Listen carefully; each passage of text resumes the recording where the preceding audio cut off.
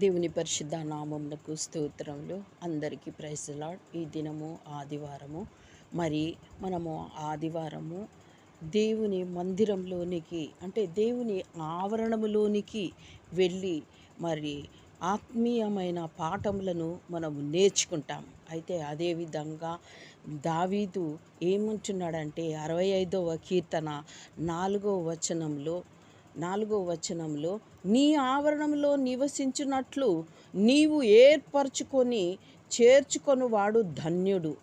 దేవుడు ఏర్పరచుకొని తన ఆవరణంలో అంటే చేర్చుకొనివాడు ఎవరంట? ధన్యుడంట. అంటే మనం ధన్యులం. ఎవరెవరమైతే ఆలయమునకు వెళ్ళి ఆవరణంలో నివసించినట్లు మనల్ని దేవుడు ఏర్పరచుకున్నాడో మనమందరము ధన్యులం. నీవు ఆరాధనకి వెళ్తున్నావా? నీవు ఆలయంలో కూర్చుంటున్నావా?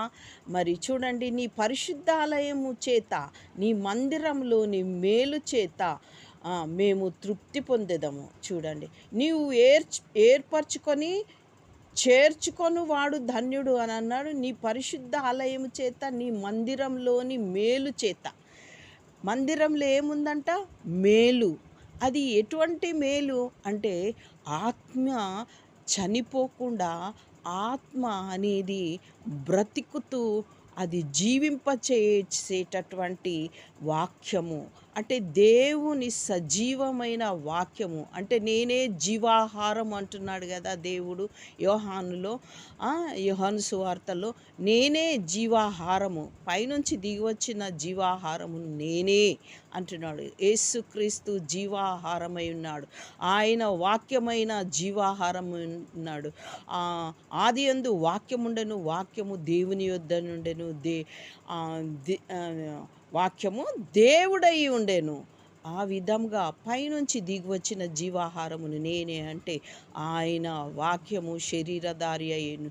యోహాను సువార్త 1:14 ఉంటుంది కదా, వాక్యము శరీరధారి అయి మన మధ్య నివసించెను. ఇది ఎక్కడ? మరి మందిరంలో నీ పరిశుద్ధాలయము చేత నీ మందిరంలో నీ మేలు చేత మేము తృప్తి పొందుదము.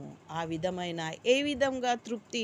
మనము మన శరీరానికి ఆహారం భుజిస్తే మనకు తృప్తి. అదేవిధంగా ఆలయంలో మనము ఆత్మీయ ఆహారం భుజిస్తే మనకి తృప్తి.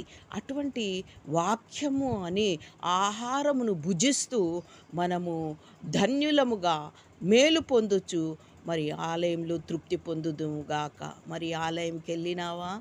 వెళ్ళవలసిందిగా దేవుడు కోరుచున్నాడు. మేలు పొందవలసిగా దేవుడు కోరుచున్నాడు.